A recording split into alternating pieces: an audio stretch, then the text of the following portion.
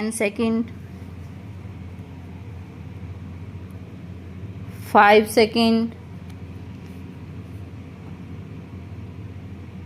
Start. It was not often that Mr. Wells left his house for very many hours with no one in it.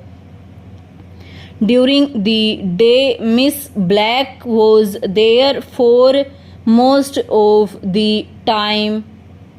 Miss Black could not be called his housekeeper, as he himself kept watch on the stores and on the money spent. In fact, he bought most of the food, cleaning materials, and so on his way home from the office, and merely passed them to Miss Black to put away. No, Miss Black could not be given the high-sounding name of housekeeper, but neither could she be called the woman who did for him. She fell somewhere between these two high and low points. She was a daily help of the most valuable kind, and she looked after the house of Mr. Wells with as much care as she would have looked after her own, had she had one of her own. But she had no house of her own, and in the evening she went off, and even Mr. Wells did not know where she went or what she did. During the day, therefore, his house was in good hands. Stanza. In the evening there was himself, and there was his brother. Generally they were both at home, for neither of them was much given to going out. They did not like parties, and they did not given to going out. They did not like parties, and they did not like the pictures. They did not care to pay high price to see plays, which in their opinion were generally not worth the money that had to be spent in setting up to town and paying for reasonable place. Neither of men had married, and neither had a regular girl friend.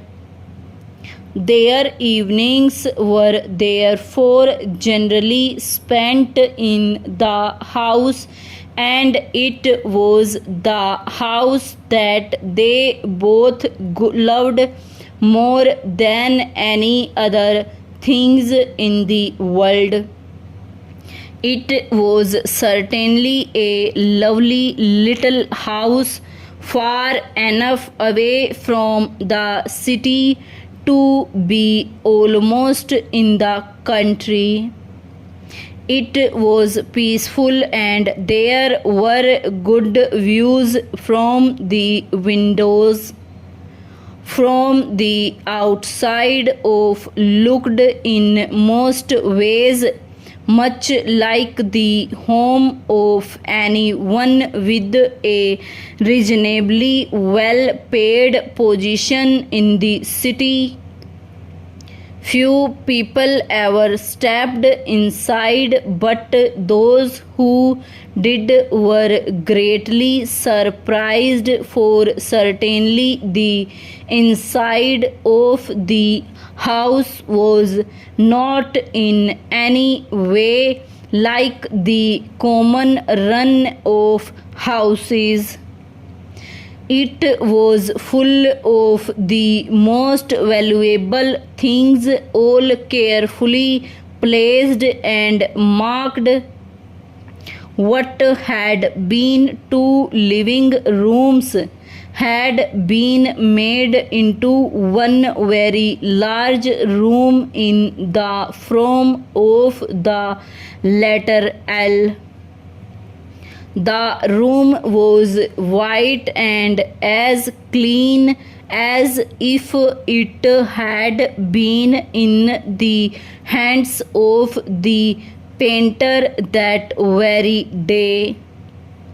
Everything in the room was clearly a showpiece, something bought at a sale and for which a high price had to be paid. The pictures were old masters and the books were beautifully covered. The table and all other pieces had been carefully bought one by one as opportunity and money made such buying possible.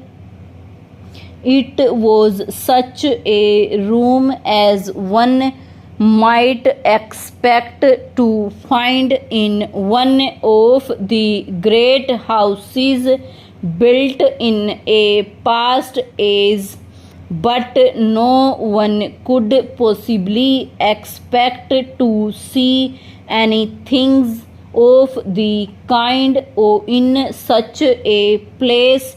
The room was priceless for money. Many of the objects could not be found for a second time, and so the brothers spent their evenings and weekends among their much loved objects of art and tried to make still more perfect that which was already perfection. Stranger.